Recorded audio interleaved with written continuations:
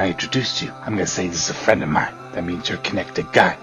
Now, if I said instead, this is a friend of ours, that would mean you a main guy. A capiche? There he is. Can you hear me? Yes, sir. Yeah, how you doing, sir? Not too bad about yourself. I'm good, sir. Good, Uh, good. let's get the business out of the way, and then I want to talk about Chance as the fighter. But the business is you got a big fight coming up this Saturday. Yes, sir. Yes, I Do you do. do you know? I was just going over my notes for the fight thing. Do you know you guys are the only 3-0 fighters that are fighting each other on the card? I did not know that. Yep, I'm telling. Cool, breaking news! I'm telling you right now. I was Yeah, just that's looking at the sweet. card. I knew Just I knew that I knew that he was undefeated. I didn't know if any of the other fighters competing were undefeated, putting their undefeated record on the line, but I was definitely clear with my coach and the promoter talking about, I want to climb through the rankings as fast as possible, and I want to beat like the best guys that you got to get me there as fast as possible. I think that's what we're doing. I mean, you're both there. There's a couple undefeated fighters, but they're going against fighters with, losses. You guys are Right. the only both undefeated fighters. Someone's O's got to go on Saturday night. 100%, 100%. How's that make you feel? Makes me feel good. I know he's a dangerous striker. I know he's from outside the country, and I've seen some footage of him. He seems like he's been doing this his whole life. His record is 3-0 as an amateur, like in the States, but I understand that he's been competing in combat sports and martial arts since he was a kid. So I'm looking forward to a war. Nice. So since you said kid, let's go back in the young Chance Paul. And I know you put on the with the Instagram something you said no one can ever spell the first part of your Yeah. last name right. How do you pronounce it? So it's Forrar-Paul. It's like the number four and the letter R and then Okay. Paul. Okay. Yeah. So when did Chance start liking MMA? Not wanting to fight, but like when did you start watching or start being like, what the hell is this?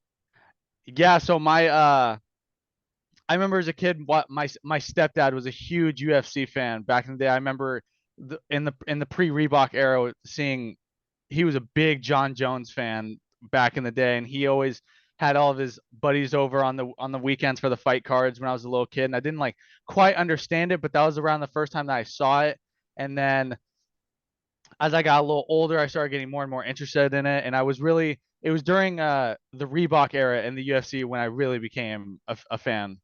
So if you had to say, and I'm assuming you've since gone back and look at older UFCs, especially Yeah, with yeah. coaches. So if you had to name your top three all time, no question, they don't have to be in order, but just your top three. Top three all time.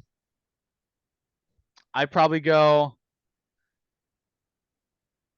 I probably go John Jones, Anderson Silva. Dude, and the fighters in today. I mean, Volkanovski probably. Oh, nice call. Yeah, Volkanovski's he's not too far away from goat status Oh, at all. agreed. Agreed. Yeah, My end all be all is George St. Pierre. yeah, yeah. St. Just Pierre was great. simple like and I don't like when I have conversations I don't when someone says John Jones I don't argue, but for me personally it's the how many times you test positive for something, how Yeah, many times you yeah, fight, like all that, like yeah, okay cool, GSP 100%. lost one fight, came back and vengeance, so Yeah, yeah. who's what I mean, so And GSP is always my and GSP never failed a drug test. He never, right, right. never got caught cheating or anything like that. Yeah, most definitely. So I want to talk about you and Andy Waters, which is where I first saw you fight. But before that, I wanted to say I'm not sure it was your first fight, but I watched it on YouTube. It was against Eddie Quintez. Oh yeah, I fought him at the Muckleshoot Casino. Yeah. Yeah, yeah. One of the things, and you did it a couple times to Andy, and so then when I was looking into you, and I swear this isn't me stroking you off, I'm saying one of the things that pisses me off that I don't see in the UFC now is when guys have a grounded opponent and they let them stand up and they back up to get ready. Hmm. You're the only dude I've seen in the last 5 or 6 years. Fuck that. He's on the ground. You keep swinging. You did it to Eddie so many times. You didn't back up, Hmm. say, get up. He would be turtled up, but he'd be going to get up, and you would step in and throw an uppercut, or you just kept coming at him. And I Yeah, love that aggression from you, sir. yeah. My coach is very. We train constant pressure, like at all times. Always going forward, and fighting smart, but constantly applying the pressure, never giving them a moment to breathe, especially if I'm on top of them in an advantageous position. Definitely applying the pressure is what I like to do for sure. So speaking of coaches, what's the name of the gym? I fight out of Peak MMA in Auburn. We actually just merged with the fight team at the Fitness Quest, which That's is what. the big gym connected to the Auburn Mall over there. Yeah. That's a good one. I've been in there. It's weird when you first walk in there. It's a gym, but then all of a sudden there's a boxing ring in the middle. You're like, wait, Yeah, what? What are we yeah, doing it's in a crazy. mall? Yeah, they turned there's a boxing range. We have a huge 25-foot cage, big wrestling area, grappling area. We got like state of the art equipment now. Like really, before we did this merger, it was really kind of a raw underground looking MMA gym, and now we like merged with this fight team. I've been training with professionals now, and uh really this camp I've definitely grown, and my skills and I've leveled up this camp So for sure. speaking of camp, I noticed on the Instagram 2 weeks ago, maybe is when the other gym closed up and you guys merged. This it was probably 3 weeks ago. Yeah, it's So probably 3 weeks ago. does that, and I understand the sentimental of being at that gym. That's where you started. That's your Yeah. team, but now you're moving. But does that affect training camp at all? I don't think so. We had our basically our entire team was uh down for this merger, moving. It wasn't super far away, so a vast majority of the team were able to come with us. So I'm still training with the same guys on top of the professionals that were already training at the FQ. So the environment has changed, but like the physical environment, but like The surroundings have changed. this yeah, that's all it is. Just physical surroundings, like our mentality, the energy, everything is all exactly the same. We're all in there pushing each other to be the best that we can be, and it's the now it's just we just have now we have a full size cage. Now we have professionals to work with. We have Coach Ron, who's a professional boxing coach that I've been working with, and it's just I have a lot more access to information and new training now, which is great. Nice. All right, let's get to you versus Andy Waters. Was the Hmm. last time you fought? First time Yeah, I saw you. Have you had a chance to rewatch that? I have. I watched it a couple times. Yeah. I want to know. And just so you know, that was my first time getting to commentate on a live event like that. I got Hmm. the phone call, say, hey, come do this. I said, okay. When you came out, and anyone who's watching it's on YouTube, it's on Coga, you can watch it. So I'm not spoiling it. Hmm. That place booed you when you came out. Yeah, It did. Could you I feel that and felt it. hear it and all that? 100%. Yeah, And then when 100%. Andy came out, that place Yes. lost its goddamn mind. I had I've actually been in a situation like that before. My first ever competition was like a kickboxing smoker in down in like the backwoods of Portland, Oregon, where I fought a hometown hero, exactly like what I just did with Andy. And the exact same thing happened where I walked out first. It was dead silent, and then my opponent walks out and the crowd goes nuts. Granted, I was a lot more intimidated the first time, but Right. this time coming out, I kind of had an idea that he was from the area. I know he's a very accomplished wrestler, a hometown hero. So when that happened, I kind of just smiled. I was like, I You did. You were expected, smiling the whole time. I said it. yeah, I yeah. said it. I I said, look at this expected kid this. smiling. He don't give a fuck. Here we go. Yeah. I expected this, and I'm ready for this. I'm ready to go out there and ruin the crowd's evening for sure. So you guys, when it got to the end of the second round, Joe and I both were like, man, I don't want to be a judge right now. Like, this is great. Like, this is going Yeah, either way. And at the beginning of the third round, I said, one of two things is happening. yeah. And this crowd's going to explode, and we're going to have and it's going to be, mayhem, or Chance Paul is spoiling someone's after Yeah, party, and it 100%. went your way, and that's what it went. And then I don't know if you remember, but at, I mean, I know you remember this part, but at some point you were in your corner and you were telling your coach you broke your hand. I think it was at the end of the third. You said you broke your hand. Yeah. And you were right by me, and I said on the announcement, "Hey, I'm hearing Chance tell his coach." You turned and looked at me. You said, "I did. I broke my hand on his face, but I can't feel it. It's cool." Yeah. When did you break his hand or your Uh, hand? dude, it was halfway through the third. We were in a bit of a scramble, and I threw a punch, but he had kind of ducked, so I hit him with like the side of my hand, and I had dislocated my thumb, Oh, gotcha. which But in the was moment, you don't know. Yeah, I had no idea. I was like, and then I didn't feel it in the fight. And then as soon as the final bell rang, the adrenaline starts wearing off a little bit. And I'm like, oh, my hand doesn't feel right. Something's wrong with my hand. I'm trying to like move my thumb and it feels really weird. And I ended up going back to the ringside doctor and afterwards, and he cut my glove off and my thumb is just looking mangled. And he's like feeling it around and then he just gives it a little adjustment, just like, and it just pops right back to where it's supposed to be. And it was, yeah, it didn't feel too good. It didn't feel very good, but I've definitely recovered and I'm back to full strength for sure. So I don't, and again, I don't know if you listened to the broadcast, but during that broadcast, when that fight was over, I begged Joe, we needed you guys to do it again. Yeah, As an yeah, MMA yeah, fan, period, and I watch all of it, I yeah, was so just like, this is great. These guys need to do it again. He told me he was going to try for it. You and I had talked on Instagram. Andy had talked to me, we had to wait and heal and all that. yeah, yeah. At the last Koga event, it was looking like we were lining up getting a rematch for you guys. Hmm. And some point throughout that fight, you had also broke his jaw. Do you know that? Yeah, I ended up here. I heard about that. I didn't know if it was entirely true or not, but my coach had mentioned something that he had broken something. I didn't know how true it was, but So I'm just, for the people that watch us, I'm just going to say my boy Chance came into a hometown, spoiled the party, won the fight, and broke the dude's jaw. I'm not taking anything away from Andy Waters. He put on a hell of a fight. I'm just stating how good yeah. this guy is. Spoiled the party, won the fight, broke the jaw, and fucked up his own hand. Yeah, that was an absolute war. Honestly, Andy is such an animal. He's such a beast. I got nothing but respect for that dude. And the fact that he normally fights it at 45, like, and we were able to meet in the middle at a catch weight. The fact that he fights at 45 is insane to me. Like Oh yeah. like I was killing myself to make that catch weight at 150, and I couldn't even make it. I was very it is very honorable of Andy to cut me some break when we reached out when I stepped on the scale and I could not break 152.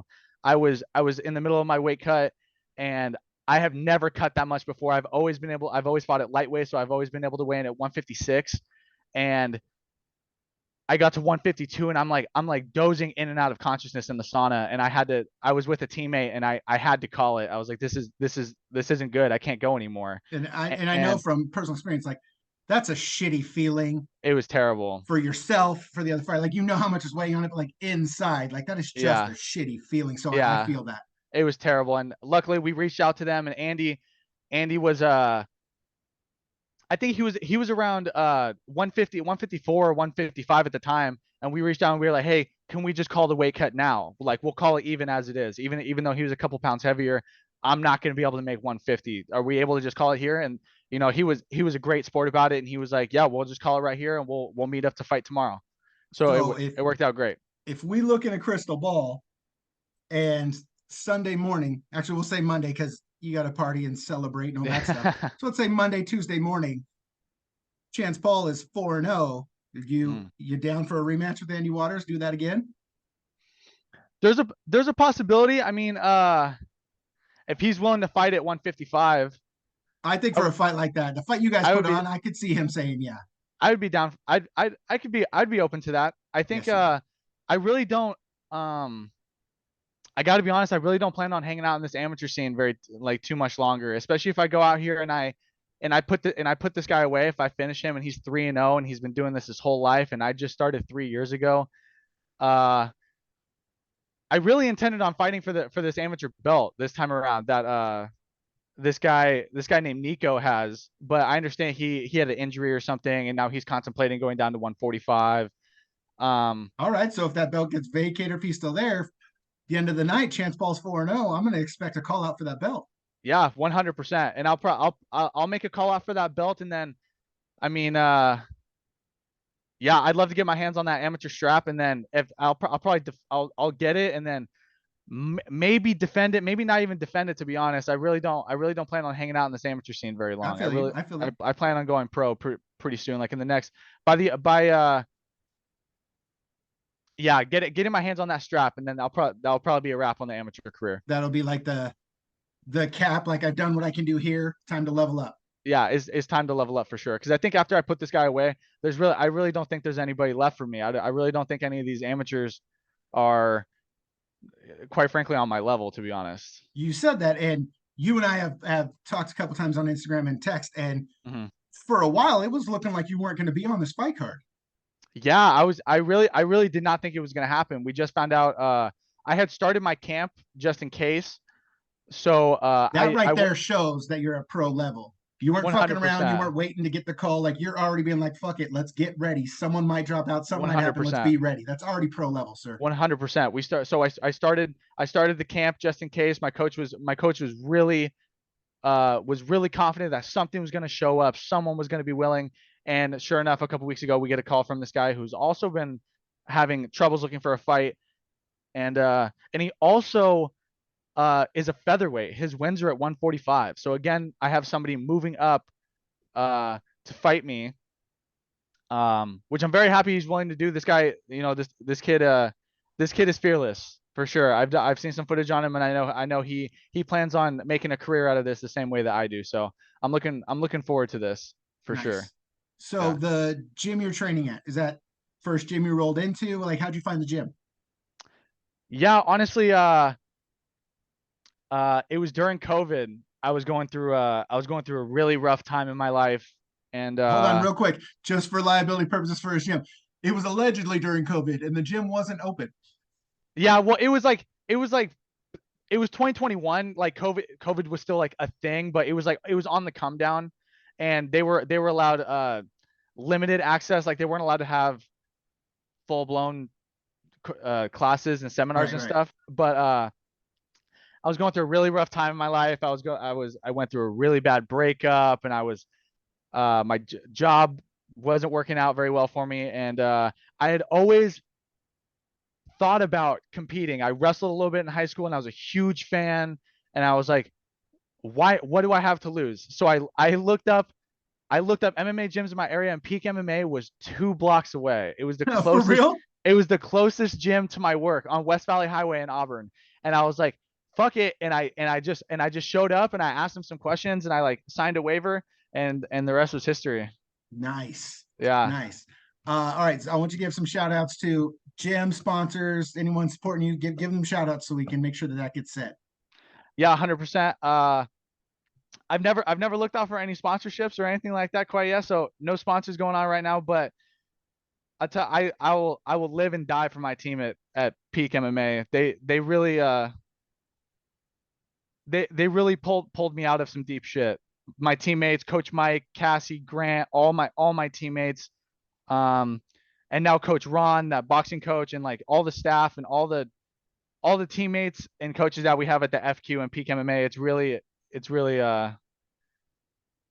they really opened my eyes to where I want to go with my life and what I want to do. And I'm gonna leave no doubt. Nice. I'm gonna leave no doubt. I can tell I love the respect you have for your gym. Mhm. And so how's it feel to you just strolled in one day, signed some paperwork, and now that gym's name's on your back when you're going into fights. You're 100%. winning fights. We've already said that you're winning fights. So you're representing that gym. And then now they've merged to become an even bigger force in Yes. Yes. combat games. So how's that feel to be wearing that banner for that gym and for your coach and to be out there representing that? Oh, it feels great. Like we're we are absolute savages in that gym, but we always show respect. We always have class. Even when we go live rounds, we go hard sparring where we are just beating the brakes off each other at times. But every time at the end of the round, we stand up, we hug and we're like, thank you for the work. 100%. And man, are they all coming? Are they showing up for this time? Am I gonna hear a loud sound for Chance? I know. It's gonna be I'm not sure, man. I think I have some friends coming. I think I have a couple teammates going. I'm really hoping to catch a card back at the Muckleshoot, because I feel like that is where I will finally get a taste of the home court advantage. Like That's when fair. my last fight at the Muckleshoot, I had that home court advantage, and I was the Eddie riding one, right? such a high. Yeah, I was That riding you did. such a high off it that like I would love to feel that again. I would love to fight on a Muckleshoot card again. So this one, July 29th, Yes. Laid Up Amphitheater. Mhm. We're going in 2 dudes, 3-0. Is this the biggest fight of your career so far? Oh, without question, without question. This is the fight where I'm really going to get to prove myself against somebody who I would classify this kid as an elite striker for sure. This kid will definitely be the best striker that I have faced, most definitely. And you're confident, and the team's confident. Chance Paul is walking away 4-0, Absolutely. and you're No, calling out for the strap. 100%. I would do it, and I would love to get a second or two of mic time after a win, just to shout out my team, my friends and family, and make a call for that strap. 100%. I'll see what I can do. I'll talk to some people. Yes, sir. All Yes, right, sir. sir. I'll see you Friday for weigh-ins? Yeah, I think yeah, I can't weigh in until 4 p.m. and I wasn't sure if I was doing like the live feed weigh in, or if we're weighing in at Tulalip. That part I don't know. I just got the email that said, "Hey, be here at this time," and I'm gonna go, take photos and all that stuff. But I'll Yeah, run yeah. into you, and then we're there, and we'll officially meet instead of you being 100%. in the cage telling me I broke my hand. That was Yeah. the most impressive thing. Smile on your face, telling me I broke my hand. I was riding the high. You were right, and that was great. Like I told the crowd, I was like, he just told me he broke his hand, yet he's still smiling. 100%. I How'd love it this feel to get shit. your hand raised after breaking your hand, ruining that hometown? How'd that feel? Oh, it felt great. I honestly, getting up after that third bell, I had a really rough third round, but uh I really thought it could have gone either way until I rewatched the fight, and I thought, okay, you know what? I think I did enough. I think I did enough to win this fight. But after that last bell, I really wasn't sure. I really wasn't sure. So I thought it could have gone either way, and I was just hopeful. I was like, I think I did. I think I did. And he raises my hand, and I was it's a feeling I hope everyone gets to feel at some point. Nice. And I know this was no fault of your own. Things happen in fights, but I think it was a third round when you picked him up and you threw him down. Oh Where yeah. how his body, it almost looked like you spiked him. And I know in the fight, like I'm going until the ref stops. But when you rewatched it, did you see how nasty that was? Yeah, I didn't think I thought he was gonna hang on the whole time, but he started to let go as I started to come down. So he ended up going down like straight into the ground, and luckily he wasn't hurt. I mean, obviously my job in there is to You hurt go him, until the ref but stops it. yeah, to go until the ref stops it. But yeah, I'm happy he didn't like break his neck or some shit. I didn't even see how bad it was until I rewatched it, and I Until was you, like, yeah, oh shit. it was Yeah, bad. yeah. Like there was a But moment when I was just like, "Oh God, please!" And then like he scrambled away, and I was like, "Oh God, thank you." yeah, he's tough as shit. He ate it. All right, sir. Yeah. Well, I'll make sure to come see you Friday and put on a show Saturday. 100%. Thank you for the interview. I appreciate the opportunity. Yes, sir. Awesome. All right, Take man. care, man. Later.